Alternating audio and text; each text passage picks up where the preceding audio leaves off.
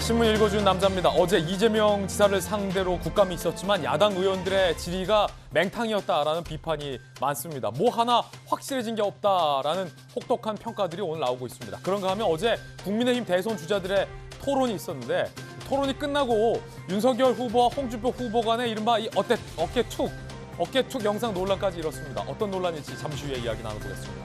오늘 종합신문 함께 하시죠. 먼저 동아일보입니다. 이재명 지사는 돈을 받은 자가 범인이다라고 말했고 야당은 돈을 지배한 자가 그분이다라고 맞섰습니다.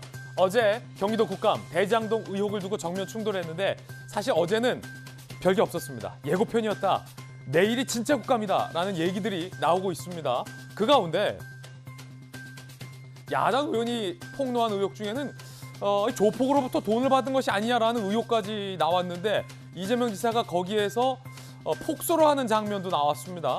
태도 논란까지 이어지고 있다는데 야당의 의혹 제기 자체가 과연 신빙성이 있는 건지도 한번 따져보겠습니다. 다음 신문입니다. 이번에 한겨레 신문입니다.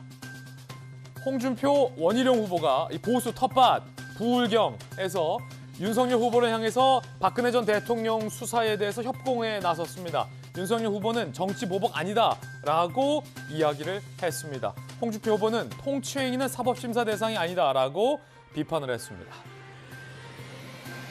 자, 윤석열 후보는 이에 대해서 원칙대로 한 거다. 이잡듯이 수사 안 했다라고 항변을 했습니다. 그 대목 잠시 후에 들어보겠습니다. 다음 신문입니다. 이번엔 한국일보입니다. 송영길 민주당 대표는 흥미로운 얘기를 했어요. 이재명 후보로 당선돼도 이건 정권 교체다.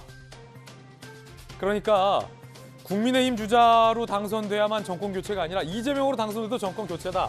이게 참 흥미로운 얘기인데 선 걷다. 현 정부랑 문재인 정부랑 선을 걷다라는 분석도 나오고 있고 이를 두고 야당의 이준석 대표는 민주당 송 대표가 문 정부가 실패한 것을 인정한 거냐라고 목소리를 높이기도 했습니다. 다음 신문입니다. 이번엔 중앙일보입니다. 남욱 변호사는 왜 귀국했을까요? 중앙일보는 이런 미스테리 의문을 제시했습니다. 구속될 수도 있었는데 왜 귀국했을까? 굳이 조심스럽게 기획 입국설도 있다라고 중앙일보는 보도하고 있는데 일각에선 그분이 들어오라라고 명령했을 가능성도 이야기가 나오고 있다고 중앙일보는 보도하고 있습니다. 아니면 본인의 책임론, 본인에게 가해질 책임론에 선을 긋기 위해서 수사에 협조하기로 마음을 바꿨을 가능성도 있습니다. 지금까지 신문 읽어주는 남자였습니다.